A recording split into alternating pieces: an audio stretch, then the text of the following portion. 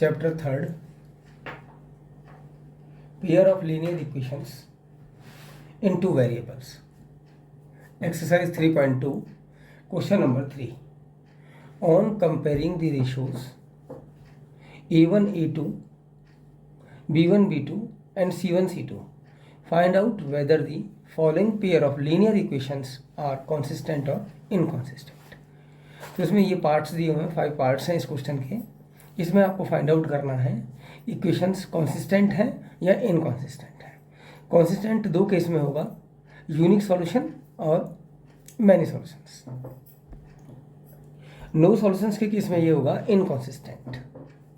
ठीक है, first part है ये. फर्स्ट पार्ट हम इसका स्टार्ट करते हैं. इसका फर्स्ट पार्ट है, इसमें 2 इक्वेशंस गिवन हैं. 3x + 2y = 5. Second equation is 2x - 3y = 7. तो सबसे पहले हम फाइंड आउट करते हैं a1 a2. a1 और a2 की वैल्यू हो गई 3/2. ये a1 हो गया आपका, ये हो गया a2. इसी टाइप से ये हो गया आपका b1, this is b2, c1 and c2. a1 a2 की वैल्यू होगी 3/2. b1/b2 की वैल्यू होगी 2 डिवाइडेड बाई -3. ये विद साइन वैल्यू लेंगे हम, -3 लेंगे ना कि 3 लेंगे, ये ध्यान रखिएगा. साइन को कंसिडर करना है आपको. c1 c2 की वैल्यू देखिएगा 5/7 हो गई.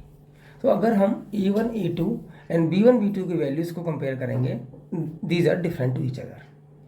a1 a2 की वैल्यू 3/2 है, यहाँ पर 2/-3 है. It means a1 a2 not equal to b1 b2. ये दोनों इक्वल नहीं है. इस केस में क्या होगा, अगर ये इक्वल नहीं है तो इक्वेशंस आर कॉन्सिस्टेंट. यह आंसर हो गया हमारा फर्स्ट पार्ट का ऑफ क्वेश्चन नंबर 3. अब ये सेकंड पार्ट स्टार्ट करते हैं. सेकंड पार्ट में 2 इक्वेशंस गिवन हैं. 2x - 3y = 8. Second equation is 4x - 3y = 9. Again we have to find out the values of a1 a2, b1 b2 and c1 c2. Now we will find out values one by one. First of all we have to find out the value of a1 a2. Value of a1 is 2 and value of a2 is 4. After cancellation we will get a1 a2 = 1/2. Value of b1 b2 is -3 divided by -6. Minus से minus ही sign cancel हो गया. 3 1 जा 3, 3 2 जा 6. तो b1 b2 की value भी 1/2 आ गई. तो कैंसिल, इसमें आप एक पॉइंट को कंसिडर कीजिएगा, आपको कैंसिलेशन वर्क करना है. कैंसिलेशन वर्क करने के बाद में you will see that a1 a2 is 1/2 and value of b1 b2 is 1/2 also. Now find out the value of c1 c2. तो c1 की वैल्यू हो गई 8 और c2 की वैल्यू होगी 9. तो c1 c2 की वैल्यू हो गई 8/9. If we compare among a1 a2, b1 b2 and c1 c2, then we will see that value of a1 a2 equal to b1 b2 but not equal to c1 c2. a1 a2 और b1 b2 की values देखिएगा same है, लेकिन c1 c2 की value है 8/9. Means ये condition create हो जाती है हमारी, a1 a2 equal to b1 b2 not equal to c1 c2. तो अगर ये कंडीशन क्रिएट होगी, इस केस में क्या होगा, equations are inconsistent. Inconsistent means no solution, इसका कोई सॉल्यूशन नहीं है. नो सॉल्यूशन के केस में ये नो सॉल्यूशन का की कंडीशन है. अगर ये कंडीशन क्रिएट होगी, in case equations are inconsistent. It is our answer. क्योंकि हमें फाइंड आउट करना था कि इक्वेशंस कॉन्सिस्टेंट हैं या इनकॉन्सिस्टेंट है. कॉन्सिस्टेंट मीन्स होगा जिस यूनिक सॉल्यूशन हो या मैनी सॉल्यूशंस हो. अब देखिएगा, अब नेक्स्ट पार्ट स्टार्ट करते हैं. Exercise 3.2 answer number 3 part 3 start करेंगे. तो इसमें ये 2 इक्वेशंस आपकी गिवन हैं. First equation is 3/2x + 5/3y = 7. Second equation है 9x - 10y = 14. तो फर्स्ट इक्वेशन देखिएगा, ये फ्रैक्शन फॉर्म में दी हुई है. तो हम सबसे पहले क्या करते हैं, इसको लिख लेंगे 3x/2, ये हो गया 5/3 = 7. अब क्या करेंगे, लेफ्ट हैंड साइड में 2 और 3 का एलसीएम लेंगे. LCM of 2 and 3 is 6. तो 6 को 2 से डिवाइड करेंगे 3 आएगा, 3 को 3 से मल्टीप्लाई करेंगे 9 आ गया, तो ये हो गया 9x। Same sign you have to place here, ये प्लस का साइन गिवन है तो प्लस का साइन यहाँ भी प्लेस करना है। नाउ 6 डिवाइडेड बाई 3, अब 6 को 3 से डिवाइड कीजिएगा, अगर हम 3 से डिवाइड करेंगे तो आएगा 2 और 2 को 5 से मल्टीप्लाई करेंगे तो आएगा 10y।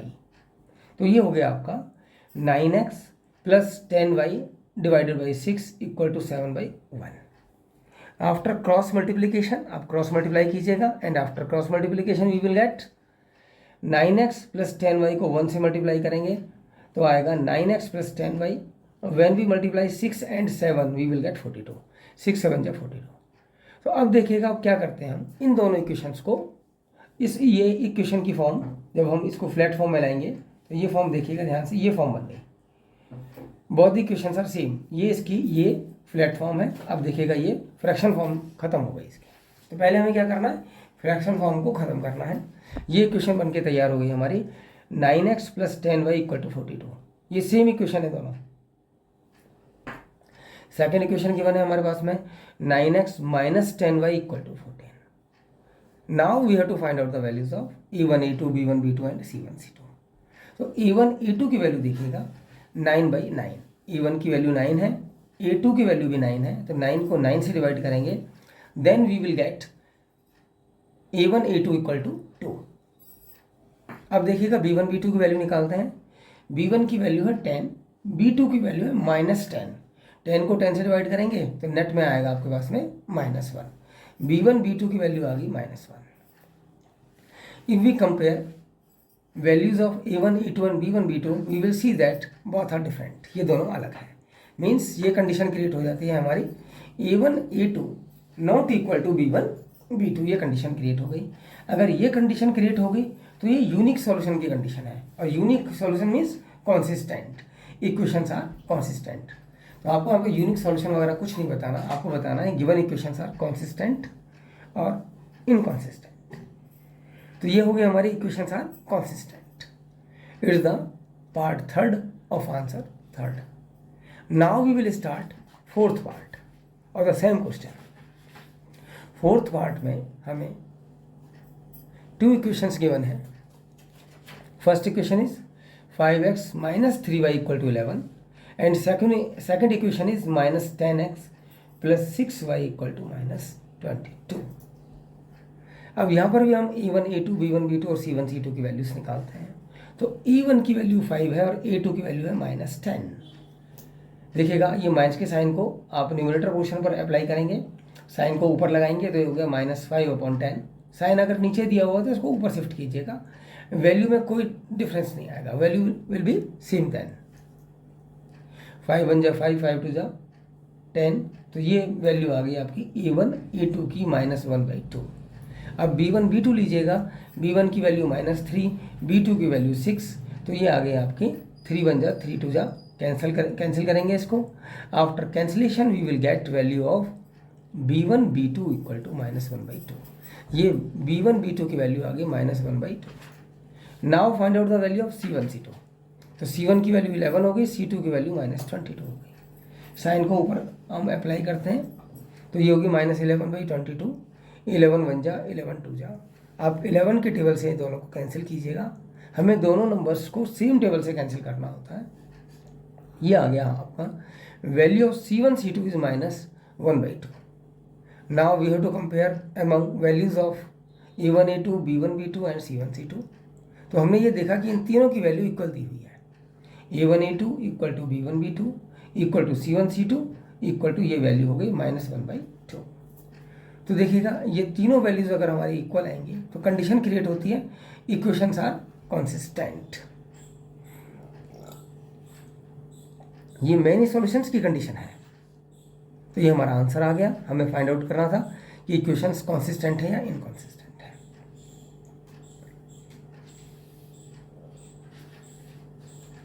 अब देखिएगा ये सेम क्वेश्चन का पार्ट 5th है। इसमें 2 इक्वेशंस गिवन है। First equation is 4/3x plus 2y equal to 8 and second equation is 2x plus 3y equal to 12। तो फर्स्ट इक्वेशन को पहले हम लेते हैं 4/3x plus 2y equal to 8। अब क्या करते हैं इसको इसके ये हमें क्या करना है, ये फ्रैक्शन फॉर्म में गिवन है। 3 और 1 का एलसीएम लेंगे तो 3 आएगा, 3 को 3 से डिवाइड करेंगे 1 आएगा, 1 को 4x से मल्टीप्लाई करेंगे तो 4x आएगा, प्लस 3 को 1 से डिवाइड करेंगे 3, और 3 को 2 से मल्टीप्लाई करेंगे तो 6y आएगा, अपॉन 3 आ गया, equal to 8। After cross multiplication we will get this form, 4x plus 6y equal to 3 8 जा 24। तो ये इक्वेशन आपकी आ गई। देखिएगा again this equation and this equation both are same, ये दोनों इक्वेशन हमारी सेम है, इसी को हमने इस फॉर्म में कन्वर्ट कर दिया। सेकंड इक्वेशन गिवन है हमारे पास में 2x प्लस में 3y इक्वल टू 12, इसमें कोई चेंजिंग करने की रिक्वायरमेंट नहीं है। Now we have to find out the values of a1 a2। तो a1 की वैल्यू यहाँ पर 4 है, a2 की वैल्यू 2 है। जब हम 4 को 2 से डिवाइड करेंगे तो आएगा हमारे पास में 2, तो a1 a2 की वैल्यू 2 आ गई। Now we have to find out the value of b1 b2। b1 की वैल्यू है 2 और b2 की वैल्यू है हमारे पास में 3। तो जब हम इसको 6 को 3 से डिवाइड करेंगे तो 2 आएगा, b1 b2 की वैल्यू भी हमारे पास में 2 आ गई। Now we have to find out the value of c1 c2। तो देखिएगा c1 की वैल्यू यहाँ पर देखिएगा, c1 की वैल्यू हमारे पास में है 24 और c2 की वैल्यू है 12। When we divide 24 by 12 we will get 2। तो c1 c2 की वैल्यू हमारे पास में 2 आ गई। तीनों की वैल्यू यहाँ पर भी इक्वल है, a1 a2 equal to b1 b2 equal to c1 c2। It means अगर ये तीनों की वैल्यूज इक्वल होंगी तो ये कंडीशन क्रिएट होती है कॉन्सिस्टेंट की, इक्वेशंस आर कॉन्सिस्टेंट। तो ये था आपका लास्ट पार्ट, आंसर नंबर 3।